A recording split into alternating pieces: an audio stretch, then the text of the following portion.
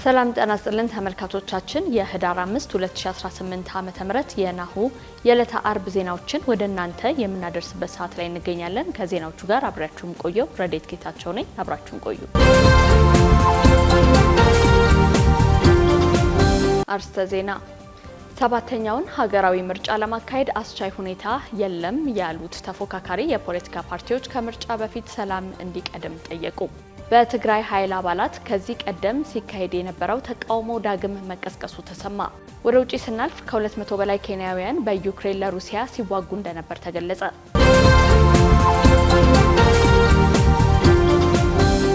ወደ ቀዳሚ ዜናችን እንለፍ። IMF በኢትዮጵያ የተራዘመ የብድር አቅርቦት አራተኛ ዙር ግምገማ አዎንታዊ እርምጃ መታየቱን አስታወቀ። የዓለም አቀፉ የገንዘብ ድርጅት IMF ልኡካን ቡድን የኢትዮጵያ የተራዘመ የብድር አቅርቦት አራተኛ ዙር ግምገማ በባለሙያዎች ደረጃ ከስምምነት ለመድረስ የሚያስችል አዎንታዊ እርምጃ ማሳየቱን አስታውቋል። በአራተኛው ዙር ግምገማ ላይ የሚደረገው ውይይት በመጪዎቹ ሳምንታት እንደሚቀጥል የልኡካን ቡድኑ መሪ አልቫሮ ፕሪስ ገልጸዋል። የIMF ልኡካን ቡድን ይህን የገለጸው ከጥቅምት 20 ቀን 2018 ዓ.ም እስከ ትላንት ሐሙስ ህዳር 4 ቀን 2018 በአዲስ አበባ ጉብኝት ካደረገ በኋላ ባወጣው አጭር መግለጫ ነው። የልኡካን ቡድኑ የገንዘብ ሚኒስትሩ አቶ አህመድ ሽዴና የብሔራዊ ባንክ ገዢ ዶክተር ኢዮብ ተካልኝ ጨምሮ ከመንግስት ከፍተኛ ባለስልጣናት ጋር ውጤታማ ውይይቶች ማድረጉን አስታውቋል። ባለሙያዎቹ ከባንኮችና የግል ኩባንያዎች ጋር ጭምር መገናኘታቸው በመግለጫው ላይ ተጠቅሷል። ውይይቶቹ የኢትዮጵያ መንግስት ከዓለም አቀፉ የገንዘብ ድርጅት 3.4 ቢሊዮን ዶላር የሚበደርበት ስምምነት አፈጻጸምን የተመለከቱ ናቸው። ዓለም አቀፉ የገንዘብ ድርጅት ስራ አስፈጻሚ ቦርድ ይህንን የተራዘመ የብድር አቅርቦት ያጸደቀው በሐምሌ 2016 ዓ.ም ነው። ድርጅቱ ከዚህ ቀደም በባለሙያዎች ያደረጋቸው 3 ግምገማዎችን መሰረት በማድረግ 850.7 ሚሊዮን ዶላር ብድር ለኢትዮጵያ መንግስት ለቋል። በኢትዮጵያ መንግስትና በIMF ባለሙያዎች መካከል በጥቅምት 2017 ዓ.ም ከተደረሰ የመጀመሪያ ግምገማ ስምምነት በኋላ ኢትዮጵያ 340.7 ሚሊዮን ዶላር ብድር ከድርጅቱ አግኝታለች። በህዳር 2017 ዓ.ም በተመሳሳይ ሁኔታ ከተካሄደው ሁለተኛ ግምገማ በኋላ ደግሞ IMF 251 ሚሊዮን ዶላር ለቋል። መቀመጫውን በዋሽንግተን ዲሲ ያደረገው አበዳሪ ተቋምና የኢትዮጵያ ባለስልጣናት በተራዘመ የብድር አቅርቦት ሶስተኛ ዙር ግምገማ ላይ ከስምምነት የደረሱት በግንቦት 2017 ዓ.ም ነበር። ስምምነቱ በብድር አቅርቦቱ ለኢትዮጵያ ከተፈቀደው የገንዘብ መጠን ውስጥ 260 ሚሊዮን ዶላር ለመንግስት እንዲለቀቅ አድርጓል። ሰባተኛውን ሀገራዊ ምርጫ ለማካሄድ አስቻይ ሁኔታ የለም ያሉት ተፎካካሪ የፖለቲካ ፓርቲዎች ከምርጫ በፊት ሰላም እንዲቀድም ጠየቁ። ለናሁ ቴሌቪዥን አስተያየቶቻቸውን የሰጡት የመኢአድ እናትና ኢሃፓ የፖለቲካ ድርጅቶች በሀገሪቱ የተለያዩ አካባቢዎች የቀጠለው ግጭት ምርጫ ለማካሄድ እጅግ ፈታኝ ነው ያሉ ሲሆን ከሀገራዊ ምርጫ በፊት ሀገራዊ ሰላም ይቅደም ሲሉ አሳስበዋል። የፖለቲካ ፓርቲዎቹ በሀገሪቱ ያለው የፖለቲካ ምህዳር ጠቧል ያሉ ሲሆን የተለመደው የአፈናና እንግልት እንዲሁም የአንድ ፓርቲ የበላይነትና ጠቅላይነት ተጠናክሮ ቀጥሏል ሲሉ ቅሬታቸውን አሰምተዋል። ኤልዳና ታደሰ ዝርዝሩ እንደሚከተለው አዘጋጅተዋለች። ቦርዱ ዝግጅቴን አጠናቅቄያለሁ ቢልም ተፎካካሪ ፓርቲዎች ሰባተኛው ሀገራዊ ምርጫ ለማካሄድ አስቻይ ሁኔታ የለም ብለዋል። ከምርጫ 2018 በፊት በኢትዮጵያ ነጻ ፍትሃዊ ምርጫ ለማካሄድ የሚያስችሉ ሁኔታዎች እንዲፈጠሩና መሰረታዊ ማሻሻያዎች እንዲደረጉ 10 የፖለቲካ ፓርቲዎች በጋራ ባወጡት መግለጫ ላይ ጠይቀዋል። ተቃዋሚ ፓርቲዎቹ የኢትዮጵያ ብሔራዊ ምርጫ ቦርድ ለ2018 ዓ.ም ጠቅላላ ምርጫ እያደረገ ያለውን እንቅስቃሴ በቅርበት እየተከታተሉ መሆናቸውንም አንስተዋል። የኢትዮጵያ ብሔራዊ ምርጫ ቦርድ የአሰራር ሂደትን በመከታተል ላይ እንገኛለን ያሉት ፓርቲዎችም ህብረት ኢትዮጵያ ዲሞክራሲ ፓርቲ፣ የመላው ሲዳማ ህዝብ ዲሞክራሲ አንድነት፣ ባልደራስ ለእውነተኛ ዲሞክራሲ፣ የኢትዮጵያ ህዝብ አብዮት ፓርቲ፣ የኢትዮጵያ ሶሻል ዲሞክራሲ ፓርቲ፣ የኦሮሞ ነጻነት ግንባር፣ የኦሮሞ ፌዴራል ኮንግረስ፣ የወላይታ ብሔራዊ ንቅናቄና አራና ትግራይ ለዲሞክራሲና ለሉዓላዊነት ናቸው። ፓርቲዎቹ ባወጡት 7 ነጥብ ያካተተው መግለጫ በሀገሪቱ የምርጫ ምቹ ሁኔታን መፍጠር በአማራጭነት ሳይሆን ቅድመ ሁኔታ መሆን እንደሚገባውም አንስተዋል። መግለጫውን ካወጡ ፓርቲዎችም የኢሃ የኢሃፓው ፕሬዝዳንት መጋቢ ብሎ አብርሃም ሃይማኖት በተለያዩ አካባቢዎች ጦርነቶች አሉ፣ እነዚህን ጦርነቶች የሚቆምበት ሁኔታ ላይ መወያየትና መደራደር ያስፈልጋልን ብለዋል። የኢትዮጵያ ብሔራዊ ምርጫ ቦርድ 7ኛውን ሀገራዊ ምርጫ ግንቦት 24 ቀን እንደሚያካሂድ መወሰኑን ተከትሎ በሀገሪቱ ያለው ነባራዊ ሁኔታ ሀገራዊ ምርጫ ለማካሄድ ምቹ አይደለም ሲሉ ናሁ ቴሌቪዥን ያነጋገራቸው ተፎካካሪ ፓርቲዎች ገልጸዋል። የመላው ኢትዮጵያ አንድነት ድርጅት መኢአድና እናት ፓርቲ ቦርዱ የፖለቲካ ፓርቲዎችን ባወያየበት ዝግ ስብሰባው አስቻይ ሁኔታ የለም የሚል ሀሳብ ብናንጸባርቅም ቦርዱ አልተቀበለንም ብለዋል። በኢትዮጵያ እየታየ ያለው የፖለቲካ ምህዳር ከጊዜ ወደ ጊዜ እያሽቆለቆለ ከመምጣቱን ባለፈ ህዝቡ ከአገልጋይነት ያለፈ የፖለቲካ መብቱን የማንሳት ህገ መንግስታዊ መብቱ እየተገፋ ነው ያሉት የኢሃፓው ፕሬዝዳንት መጋቢ ብሉ አብርሃም ሃይማኖት ናቸው። ነገር ግን ምርጫ የሚያስገባ ሁኔታ አለ የለም አሁን ላይ ምክንያቱም መንግስት ለዚህ ምቹ ሜዳ አልፈጠረም። በሰላም ማደራጀት አይቻልም። ሚዲያዎች እየታፈኑብን ነው። ብዙ ፖለቲከኞች ቃሊቲና ቂሊንጦ ነው ያሉት። ስለዚህ እነዚህ ባልተፈቱበት ሁኔታ፣ ጦርነት ባልቆመበት ሁኔታ፣ ከዛም በላይ ደግሞ ምህዳሩ ትልቁ ሜዳው ነው፣ መጫወቻ ሜዳው ነው። እኩል ሜዳ ነው የሚያስፈልገን። ገዢው ፓርቲም እኩል ሜዳ ከኛ እኩል ነው መሆን ያለበት፣ ለኛም ሜዳ መፈጠር አለበት። ያ ሜዳ የለም። የእናት ፓርቲ የውጭ ግንኙነት ኃላፊ አቶ ጌትነት ወርቁ በበኩላቸው ምርጫ ከመካሄዱ በፊት ህዝብና ሀገር ከገቡበት መከራ የሚወጡበትን መንገድ ማመቻቸት ይቀድማል ብለዋል። በአጠቃላይ የህዝቡ ኢኮኖሚያዊ አቅም ማዳከም፣ የማህበራዊ ግንኙነት እንዳይኖር፣ ዜጎች እንዲፈናቀሉ ማድረግ እንዲሁም በቋንቋና ሃይማኖት በመከፋፈል ትብብር፣ መከባበርና መተሳሰብ እንዳይታይ የሚደረገው አካሄድ ሊቆም ይገባል ሲሉም ተደምጠዋል። የ2018 ምርጫ ከመደረጉ በፊት የምናደርጋቸው ነገሮች ሁሉንም ነገር ይወስኑታል። ሂደቱ ውጤቱን ይወስነዋል እንደማለት ነው። እንደምታዩ አሁን ምርጫ ቀስቅሰሽ ተወዳድረሽ ልታሸንፊበት የምትችው አይነት ምህዳር አይደለም አሁን ኢትዮጵያ ውስጥ ያለው። በአብዛኛዎቹ ቦታዎች በተለይ ሁለት ትልልቅ የሚባሉት ክልሎች አማራ ክልልና ኦሮሚያ ክልል የተፋፋመ ጦርነት አለ። አብዛኛው አካባቢ ከመንግስት ቁጥጥር ውጭ ነው። በሀገሩ ላይ በጣም በርካታ የምታያቸው ንቁ የሆኑ እዚህ ሀገር ላይ አስተዋጽኦ ማድረግ የሚችሉ የፖለቲካ ልሂቃን በፖለቲካ አመለካከታቸውና በማንነታቸው ታስረዋል። የመላው ኢትዮጵያ አንድነት ድርጅት መኢአድ የህዝብ ግንኙነት ኃላፊ አቶ አብርሃም ጌጡ ሀገሪቱ አሁን ባለችበት ሁኔታ ምርጫ ማካሄድ እንመራዋለን የምንለውን ህዝብ ለከፋ አደጋ ማጋለጥ ነው ብለዋል። አቶ አብርሃም ምርጫው የዲሞክራሲያዊ መገለጫ ቢሆንም መረጋጋት ይጠይቃል። በዚህም ሁኔታ ምርጫ ከማካሄድ ይልቅ አለማካሄድ ይመረጣል ሲሉም የራሳቸውንና የፓርቲያቸውን ሀሳብ ገልጸዋል። እንደሚታወቀው ሰላም ከሌለ የምርጫ ዋናው እና ትክክለኛው ግባት ምንድነው? ሰላም ኢትዮጵያን ከራቃት የኢትዮጵያን ህዝብ ሰላም ከራቀው ቆይቷል፣ ይታወቃል። ዜጎች እዚች እኮ ከመሃል አዲስ አበባ ተነስተሽ ዛሬ እዚች እንጦጦ ላይ ለመድረስ በጣም እንደ ሰማይ የራቀን ሁኔታ አለና ምርጫ ምናልባትም ምርጫ ብለሽ ብትይ ለአንዲት ወይም ለአንድ ኢትዮጵያዊ መከራና ፍደውን ለሚያይ፣ ለሚታፈል፣ ለሚገደል፣ ለሚራብ፣ ለሚራቆት፣ ሰላም ላጣ አጠቃላይ ችግር ውስጥ ለገባ ህዝብ ምንድነው? ቅንጦት ነው ማለት ነው። ምርጫ መካሄድ ግዴታ ከሆነ መንግስት በቀረበው አጭር ጊዜ የሚቻለውን ሁሉ አድርጎ አስቻይ ሁኔታዎችን ማመቻቸት እንደሚገባ ማብራርተዋል። ተቃዋሚ የፖለቲካ ፓርቲዎች ይህንን ይበሉ እንጂ የኢትዮጵያ ብሔራዊ ምርጫ ቦርድ 7ኛውን ጠቅላላ ምርጫ በተያዘለት ዓመት ለማካሄድ ልዩ ልዩ የቅድመ ምርጫ ተግባራትን እያከናወነ እንደሚገኝ አስታውቋል። ቦርዱ ጥቅምት 10 ቀን 2018 ዓ.ም 7ኛውን ጠቅላላ ምርጫ ረቂቅ የጊዜ ሰሌዳ በማስመልከት ከፖለቲካ ፓርቲው አመራሮችና ተወካዮች ጋር ምክክር ማድረጉም ይታወቃል። ጥቅምት 18 ቀን 2018 ዓ.ም በህዝብ ተወካዮች ምክር ቤት የተገኙት ጠቅላይ ሚኒስትር አብይ አህመድ በተመሳሳይ በተያዘለት ዓመት መጨረሻ ሀገራዊ ምርጫ ይካሄዳል ሲሉም ተደምጠዋል። የብልጽግና ፓርቲ ፕሬዝዳንትና ጠቅላይ ሚኒስትር አብይ አህመድ ከዚህ ቀደም በህዝብ ተወካዮች ምክር ቤት ቀርበው በሰጡት ማብራሪያ ያለፈው ምርጫ በግጭት ውስጥ ሆነን አከናውነነዋል ብለዋል። ቀጣዩም የ2018 ሀገር አቀፍ ምርጫ ለማድረግ የሚያግደን ምንም ነገር የለም ማለታቸውም ይታወሳል። እንትን ቦታ ወረዳ ላይ 3 ሽፍታ ስላለ ምርጫ አይካሄድም። ምርጫ ይደረጋል። ምርጫ ለማድረግ ደግሞ መንግስት በቂ አቅም አለው።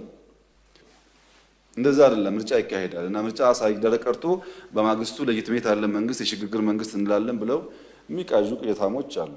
ግን እንደዛ አይደለም። ምርጫ ይካሄዳል። ጊዜ እንዳያመልጣችሁ ተዘጋጁና ተወዳደሩ።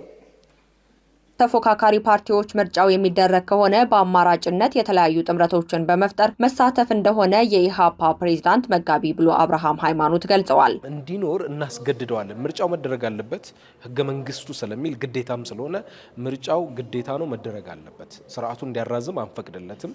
የኛ ፍቃድ ግድ ስለሆነ ለምርጫ እንዲያራዝም ምንም ስልጣን አንሰጠው። ነገር ግን ይሄ ምርጫ እውን እንዲሆን አስቻይ ሁኔታዎች አስፈላጊ ስለሆኑ እንታገላለን። በትግል ነው የሚመጣው ብለን እናምናለን። በመሆኑም በሀገሪቱ ያለው ቀውስ እንዳይባባስ ሁሉን አቀፍ የፖለቲካ ድርድር እንዲኖር፣ ግጭቶችን ማቆምና የጸጥታ ዋስትና እንዲረጋገጥ እንዲሁም የፖለቲካ ምህዳሩ ክፍት እንዲሆንም ጠይቀዋል። የዓለም የጤና ድርጅት በኢትዮጵያ የተከሰተውን የሄሞሮጂክ ፊቨር በሽታ ለመከላከል የሚደረገውን ጥረት ለማገዝ የ46 ሚሊዮን ብር ድጋፍ እንደሚሰጥ አስታወቀ። ድርጅቱ ከገንዘብ ድጋፍ በተጨማሪ ኢትዮጵያ በሽታውን ለመቆጣጠር ለምታደርገው ጥረት ድጋፍ የሚሰጡ 11 አባላት ያሉበት ቡድን ማሰማራቱንም ገልጿል። የዓለም ጤና ድርጅት ባወጣው መግለጫው የበሽታውን ትክክለኛ መንስኤ ለመለየት በህብረተሰብ ጤና ኢንስቲትዩት የላቦራቶሪ ምርመራ እየተከናወነ መሆኑን ጠቁሟል። ሀብታማ አያሌው ተጨማሪ አላት። የኢትዮጵያ ጤና ሚኒስቴር በደቡብ ኢትዮጵያ ክልል ጂንካ ከተማ የሄሞራጂክ ፌቨር በሽታ መከሰቱን ህዳር 2 ቀን 2018 ዓ.ም ይፋ ማድረጉ ይታወሳል። ይህንን ተከትሎም የዓለም የጤና ድርጅት በኢትዮጵያ የተከሰተውን የሄሞራጂክ ፌቨር በሽታ ለመከላከል የሚደረገውን ጥረት ለማገዝ የ46 ሚሊዮን ብር ገደማ አፋጣኝ የገንዘብ ድጋፍ እንደሚሰጥ አስታውቋል። ድርጅቱ ሀገሪቱ በሽታውን ለመቆጣጠር ለምታደርገው ጥረትም ድጋፍ የሚሰጡ 11 አባላት ያሉበት ቡድን ማሰማራቱን ህዳር 4 ቀን 2018 ዓ.ም ባወጣው መግለጫ ገልጿል። የተባበሩት መንግስታት ድርጅት ተመድ አካል የሆነው ተቋሙ ይህንን የገለጸው የኢትዮጵያ የጤና ሚኒስቴርና የህብረተሰብ ጤና ኢንስቲትዩት በደቡብ ኢትዮጵያ ክልል በጂንካ ከተማ የሄሞራጂክ ፊቨር በሽታ መከሰቱን ይፋ ባደረጉበት ማግስት መሆኑን ቢቢሲ ዘግቧል። በዚህ የሄሞራጂክ ፊቨር በሽታ እስካሁን 8 ሰዎች መጠርጠራቸውን ያመላከተው የጤና ሚኒስቴር መግለጫ የበሽታው ምንነት ገና በመረጋገጥ ላይ ያለ መሆኑንም ማስታወቁ ይታወሳል። የዓለም ጤና ድርጅት በዚሁ መግለጫውም የበሽታውን ትክክለኛ መንስኤ ለመለየት በህብረተሰቡ ጤና ኢንስቲትዩት የላቦራቶሪ ምርመራ እየተከናወነ መሆኑን ጠቁሟል። በኢትዮጵያ የተከሰተው በሽታ እንደ ኢቦላ፣ ማርቡርግ፣ ክሪሚያ ኮንጎ ሄሞራጂክ ፊቨር እና ላሳ ፊቨር ያሉ ተላላፊዎች ምድብ ውስጥ የሚካተት እንደሆነም ድርጅቱ በመግለጫው አመላክቷል። የእነዚህ አይነት በሽታዎችም የመጀመሪያ ምልክቶቻቸው ትኩሳት፣ ድካም፣ መፍዘዝ፣ የጡንቻ ህመምና የጥንካሬ ማጣት መሆናቸውንም ድርጅቱ በዝርዝር አስቀምጧል። የጤና ሚኒስቴር ባወጣው መግለጫ በአፍ፣ አፍንጫና ሌሎች የሰውነት ክፍሎች የመድማት፣ ትኩሳት፣ ማስቀመጥና ማስመለስ ምልክት ሲኖር ወደ ሕክምና ተቋማት በመሄድ በወቅቱ የላቦራቶሪ ምርመራ ማድረግ እንደሚገባ አሳስቧል። ሚኒስትሩ በዚሁ መግለጫውን በጂንካ የተከሰተውን በሽታ መንስኤ ለማወቅ ተጨማሪ ስርጭትን ለመግታትና ለመቆጣጠር ፈጣን ምላሽ ሰጪ ቡድን ወደ ቦታው መላኩን ገልጿል። ከጤና ሚኒስቴር፣ ከኢትዮጵያ ህብረተሰብ ጤና ኢንስቲትዩት፣ ከደቡብ ክልል ጤና ቢሮ የተውጣጣው ይህ ቡድን የማህበረሰብ ቅኝት፣ የንክኪ ልየታ፣ የቤት ለቤት ልየታ እንዲሁም የህክምና አገልግሎት አሰጣጥ እያጠናከረ እንደሚገኝ በመግለጫው ላይ ተመላክቷል። የዓለም ጤና ድርጅት ለዚህ ጥረት ድጋፍ የሚሰጡና ለተመሳሳይ ወረርሽኞች ምላሽ በመስጠት ልምድ ያላቸው 11 ቴክኒካል ባለሙያዎችን ማሰማራቱንም በትላንትናው ዕለት ባወጣው መግለጫው አስታውቋል። ባለሙያዎቹ በበሽታው ቅኝት፣ በላቦራቶሪ ምርመራ፣ በበሽታ መከላከልና መቆጣጠር፣ በወረርሽኝ ምላሽ ቅንጅትና በማህበረሰብ ተሳትፎ ስራዎች ላይ እገዛ እንደሚያደርጉም አክሏል። ድርጅቱ ባለሙያዎችን ከማሰማራቱ በተጨማሪ በበሽታ የተጠረጠሩ ሰዎችን ተገልለው የሚታከሙበት ድንኳን፣ ለጤና ሰራተኞች የሚሆን ራስን የመከላከል ቁሳቁሶችና የበሽታ መከላከያ አቅርቦቶች ማቅረቡንም አስታውቋል። የዓለም ጤና ድርጅት ኢትዮጵያ በሽታውን ለመከላከል የምታደርገውን ጥረት ለመደገፍ ለመጠባበቂያና ለአስቸኳይ ጉዳዮች ከያዘው ፈንድ ውስጥ 46 ሚሊዮን ብር ወይንም $300,000 ወጪ አድርጌያለሁ ብለዋል።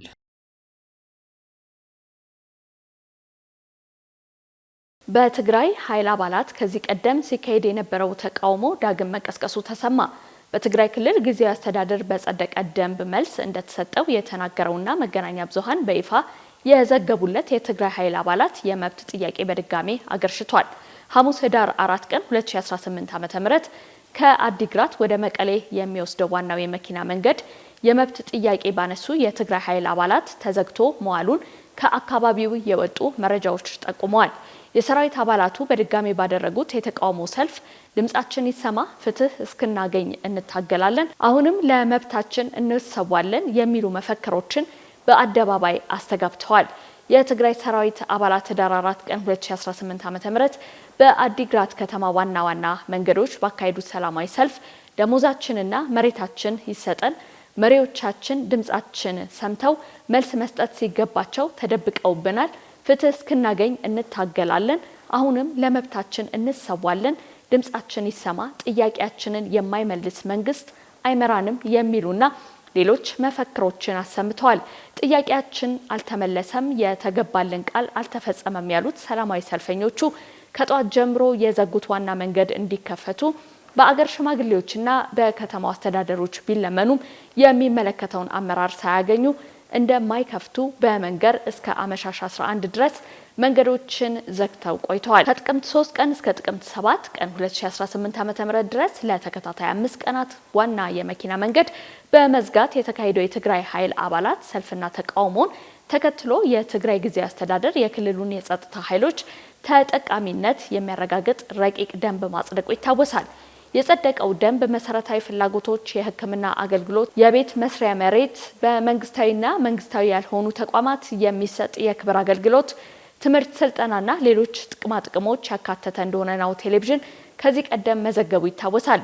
የጸደቀው የትግራይ ኃይል አባላት ተጠቃሚነት ደንብ ለረጅም ጊዜ ጥናት የተደረገበት ከጸጥታ አመራሮች ውይይት ሲካሄድበት የቆየ ነው ቢባልም ከአንድ ወር በኋላ የትግራይ ኃይል አባላት ተቃውሞ መልሶ አገርሽቷል። ካሽጎ በየትኛውም ዓለም ሆነው በማንኛውም ሰዓት ለወገኑ የሚደርሱበት ፈጣን የገንዘብ መላኪያ ተከፈተሎ። ማስተርና ቪዛ ካርዶን በመጠቀም ከ5 እስከ 20 ዶላር የሚልኩበት አዲስ የገንዘብ መላኪያ መንገድ። ካሽጎን ለየት የሚያደርገው የትኛውም የገንዘብ ዝውውር በፍጥነት አገልግሎት ከመስጠቱም ባሻገር ለማንኛውም አገልግሎት ምንም አይነት ክፍያ አለመጠየቁ ነው። በሀገራችን ታሪክ ገንዘብን ከውጪ ወደ ሀገር ቤት በማስተላለፍ በመተግበሪያ መልክ አገልግሎት መስጠት የጀመረው የመጀመሪያው ሀገር በቀል የገንዘብ መላኪያ ዘዴ ካሽጎ ከ4500 በላይ ባሉ የባንክ ቅርንጫፎች አገልግሎት እየሰጠ ይገኛል። ገንዘቦን በሰኮንዶች ልዩነት ውስጥ ይፈልጉ በአካውንቶ ወይንም በእጆ ቆጥረው የሚወስዱበት ልዩ ዘዴ። በቅርቡ ሁሉንም ኢትዮጵያዊ ባለቤት ለማድረግ ጉዞ የጀመረው ካሽጎ ዛሬውኑ መተግበሪያውን በስልኮ ላይ በመጫን የአገልግሎቱ ተጠቃሚ ሆኖ ፍጥነት መለያችን፣ ኢትዮጵያን መክፈቻችን፣ ካሽጎ ነው መላኪያችን። ካሽጎ የአዲሱ ትውልድ ብራንድ። እነሆ የምስራች! የ10 አየር መንገድ የበረራ ትኬት ለውድ ደንበኞቹ በተቀላጠፈና አስተማማኝ በሆነ መንገድ እያቀረበ ያለው። በዚህም በደንበኞቹ የተመሰገነው ጉዞጎ አሁን ደግሞ ተደራሽነቱን በማስፋት ተጨማሪ ባንኮችን በማካተት ለውድ ደንበኞቹ የበለጠ አስተማማኝ ለመሆን ችሏል። የጉዞጎን አፕሊኬሽን ከአፕ ስቶር ወይም ከፕላይ ስቶር በማውረድ የመነሻና የመድረሻ ከተማዎትን መርጠው ዋጋ አወዳድረው የሀገር ውስጥም ሆነ ዓለም አቀፍ በረራ ማድረግ ካሰቡ የበረራ ትኬቶን ክፍያ በአቅራቢያው በሚገኙ ባንኮች አንድም በአካል በመሄድ ወይም በኦንላይን የክፍያ አማራጮች ክፍያዎትን በመፈጸም የበረራ ትኬቶን በእጅ ያስገቡ።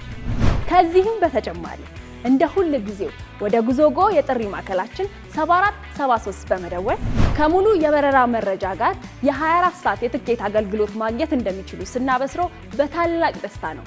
ለበረራዎ ጉዞጎ።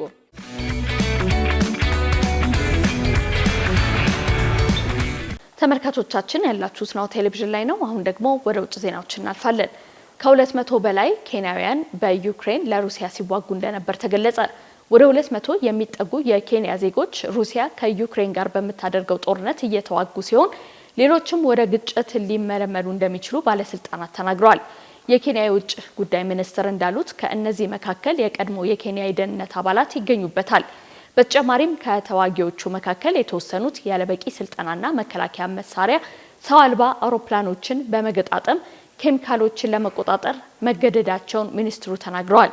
የኬንያው ፕሬዝዳንት ዊሊያም ሩቶ በአሁኑ ጊዜ በግጭት ቀጠና ውስጥ የሚገኙ ኬንያውያንን የዩክሬን መንግስት እንዲፈታ ባለፈው ሳምንት መጠየቃቸው ይታወሳል።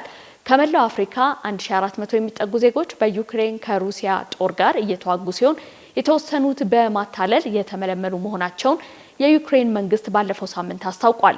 በመሆኑም የኬንያ የውጭ ጉዳይ ሚኒስትር ረቡዕ ዕለት በሰጡት ጋዜጣዊ መግለጫ ላይ በሩሲያ ውስጥ የሚደረገው ወታደራዊ የምልመላ ልምምዶች ኬንያውያንን ጨምሮ አፍሪካውያን ዜጎችን ያካተተ መሆኑን አስታውቀዋል። በዚህም ከ200 በላይ ኬንያውያን ወደ ሩሲያ ወታደራዊ ኃይል ተቀላቅለው እንደሚገኙ ሚኒስትሩ በመግለጫው ጠቅሷል። በኬንያና ሩሲያ ውስጥ የምልመላ አውታሮች አሁንም ንቁ ናቸው ሲሉም አክለዋል። በሞስኮ የሚገኘው የኬንያ ኤምባሲ ለቪዛ ለጉዞና ለመስተንግዶ ወጪ ለመሸፈን እስከ $18,000 ቃል ተገብቶላቸው እንደነበር ሚኒስትሩ ተናግረዋል። በመጨረሻም በኢንዶኔዥያ ጃቫ ደሴት የተከሰተውን የመሬት መንሸራተት አደጋን ተከትሎ ቢያንስ 2 ሰዎች መሞታቸው ተገለጸ። በኢንዶኔዥያ የመሬት መደርመስ ተከትሎ ቢያንስ የ2 ሰዎች ሕይወት ሲያልፍ 21 ያህሉ ደግሞ የደረሱበት አልታወቀም ሲሉ ባለስልጣናት ገልጸዋል። ባለስልጣናቱ አክለው በአደጋው የጠፉትን ዜጎች የማፈላለግ ስራ ተጠናክሮ መቀጠሉን ተናግረዋል። በክልሉ በተከታታይ ቀናት የጣለው ከባድ ዝናብ ተከትሎ ሐሙስ አመሻሽ ላይ በጃቫ ግዛት ውስጥ በሚገኙ 3 መንደሮች ውስጥ የመሬት መንሸራተት አደጋ ተከስቷል። በዚህ አደጋም በደርዘን የሚቆጠሩ መኖሪያ ቤቶች ላይ ውድመት መድረሱን ባለስልጣኑ በዛሬው ዕለት በሰጠው መግለጫ አስታውቋል። የኢንዶኔዥያ ብሔራዊ አደጋ አስተዳደር ኤጀንሲ ቃል አቀባይ በሰጡት መግለጫ እስከ አርብ ማለዳ ድረስ የህይወት አድን ቡድኑ 23 ሰዎችን በህይወት አድኗል ብሏል። በተጨማሪም 2 ሰዎች ሞተው የተገኙ ሲሆን 21 ሰዎች አሁንም እየተፈለጉ መሆኑን ቃል አቀባዩ ገልጸዋል። የጠፉትን ተጎጂዎችን የማፈላለግና የማዳን ስራ እየተካሄደ ነው ብሏል። ያልተረጋጋ የመሬት አቀማመጥ የነፍስ አድን ስራዎችን አስቸጋሪ ማድረጉንም አክሏል። የህይወት አዳኞች አስቸጋሪ ቦታዎች ላይ ለመድረስ ከባድ መሳሪያዎችና በእጅ የሚሰሩ መሳሪያዎችን እየተጠቀሙ ይገኛሉ ብሏል። በዚህ ሳምንት መጀመሪያ ላይ በሜትሮሎጂ የአየር ንብረትና ጂኦፊዚክስ ኤጀንሲ ከፍተኛ የአየር ሁኔታ ማስጠንቀቂያ ተሰጥቶ እንደነበርም ቢቢሲ ዘግቧል። ኤጀንሲው የሃይድሮሜትሪ አደጋዎችን ሊያስከትል እንደሚችልና በርካታ የኢንዶኔዥያ ክልሎች በሚቀጥሉ ሳምንታት ከፍተኛ ዝናብ ሊያገኙ እንደሚችሉ አስጠንቅቆ ነበር። በየዓመቱ ከጥቅምት እስከ መጋቢት ያለው ዓመታዊ የዝናብ ወቅት በኢንዶኔዥያ ውስጥ ጎርፍና የመሬት መንሸራተት ያስከትላል ተብሏል።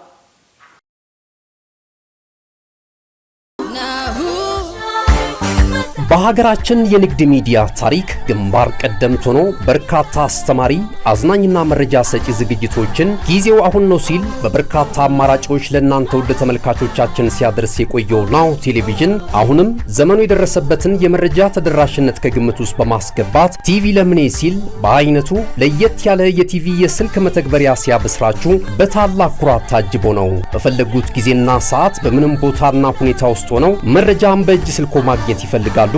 እንግዲያውስ በቀላል አጠቃቀም በቀልጣፋ ሁኔታ በጽሁፍ በድምጽና በምስል አማራጮች መረጃን ከታማኒ ምንጮች ባሉበት ሊያደርሶት ዝግጅቱን ጨርሷል። ምን ማየት ምንስ መስማት ይፈልጋሉ? ከስፖርት ኖት፣ ከመዝናኛው፣ ከፖለቲካው ወይስ ዓለም አቀፍ ጉዳዮች?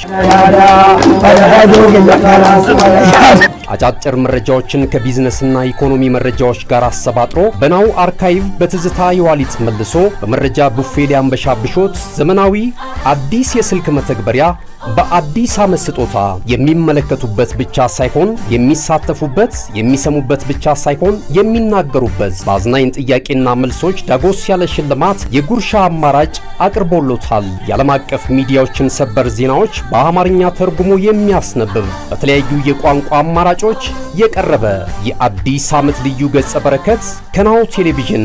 እንደ ጋዜጣ እንነበባለን፣ እንደ ራዲዮ እንደመጣለን፣ እንደ ቴሌቪዥን በስልክ እንታያለን። አዲስ አማራጭ በአዲስ ዘመን ናሁ ቴሌቪዥን። መረጃን ከምንጩ በቀላል አማራጭ በቀጥታ ስርጭት ወደ እናንተ የምናደርስበት ጊዜው አሁን ነው። ናሁ ቴሌቪዥን። መልካም አዲስ ዓመት። ተመልካቾቻችን ዜናዎቻችን እነዚህን ይመስላሉ። ከዜናዎቹ ጋር አብሬያችሁ የቆየሁት ረዴት ጌታቸው ነኝ። ጤና ይስጥልኝ።